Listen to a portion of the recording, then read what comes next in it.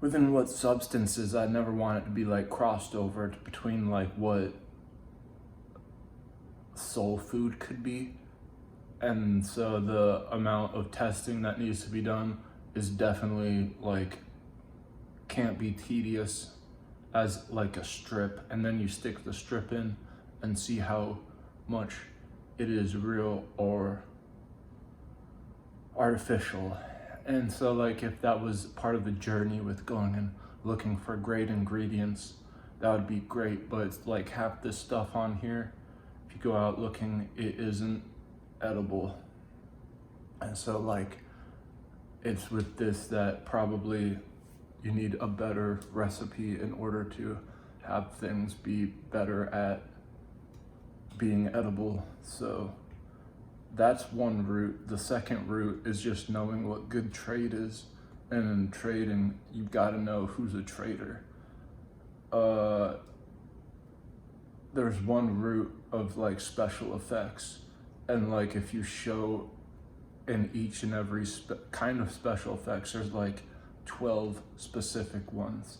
And they're all within filters on generic phone applications. A phone app. Special effect, yeah, that sounds about right, only if you line it up in order for it to match. And what that could encumber is a recipe in its own. But what's more important is how the ultimate trade effect was done by having a guy who was born in a manger and for no odd reason had three kings come and bring gold, frankincense. And do you see how like I flipped from like pretty sensible material into it just goes strictly into religion?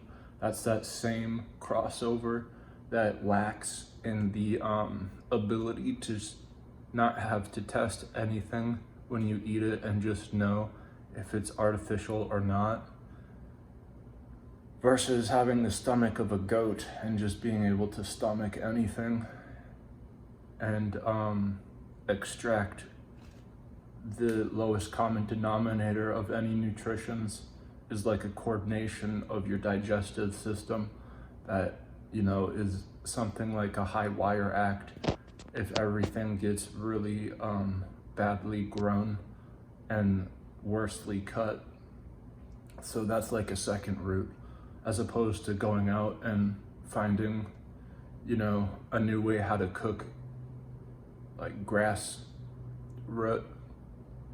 There's like a handful of different types of grass. I bet one of them are spectacular if made proper.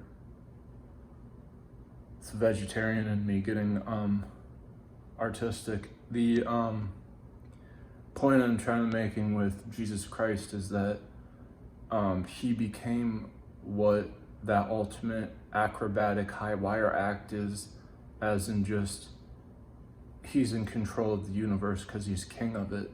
And so like he could have got sold out a lot, but he didn't. He became sin, and sin is like what things are bad as not naturally occurring.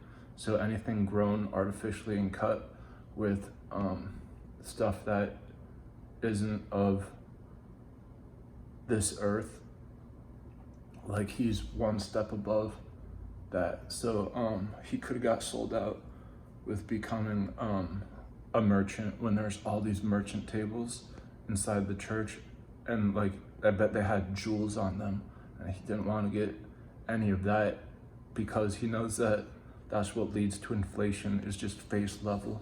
It's more important what the quantization of that. So like having that jewel be smashed into glitter and then used for a special effect in probably a really interesting point of view of recipe making, probably sifting something, because you can actually consume metals like, I don't know how, but silver and gold. So it's no wonder that three kings went into a manger in the middle of nowhere and brought Jesus as an infant gold, silver, and myrrh. Actually, it was frankincense, but the main point is that's like just the oddest thing. He had three kings for no odd reason, just going looking for him to give him that. And so obviously he flipped over the tables. Obviously when the devil offered him like all the kingdoms in the world, that's equal just to like one supply chain.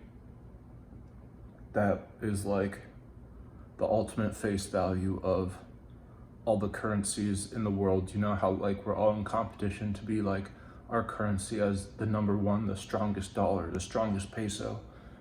If all of those as a collective was just like a language, and this is why the Tower of Babylon fell, because either Jesus, a little g, or big G, God, changed everyone's language, so all the corrupt people got confused and just called it a day and weren't able to complete this corrupt tower that stood for like what fat cats, if they all have a collective, and they do, would be pushing a face value and undermining the actual like good growing.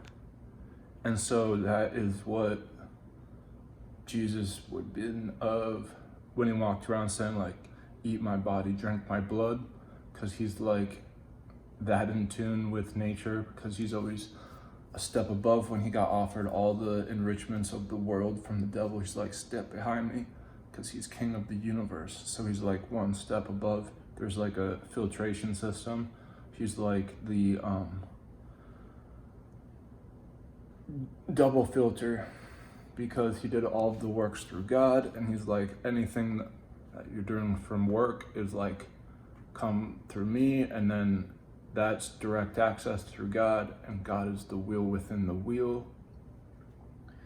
And that is you know how Jesus, he was a problem. He went around cursing a fig tree. That stands for things that look good from far away, like a fig tree would, but up close is fodder.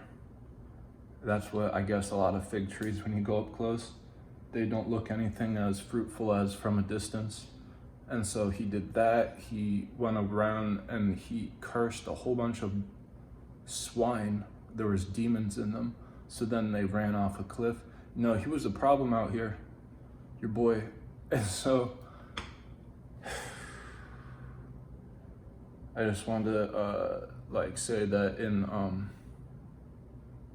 special effects, I think that is what's being kept out from food science being something more than it is, and it would probably be like a crossover between like how medicine is always a practice and then how much of food is like not available, just going outside and collecting stuff, because a lot of the stuff out there is sprayed with pesticides from jet fuel engines and exhaust systems, from planes flying over, letting loose a whole bunch of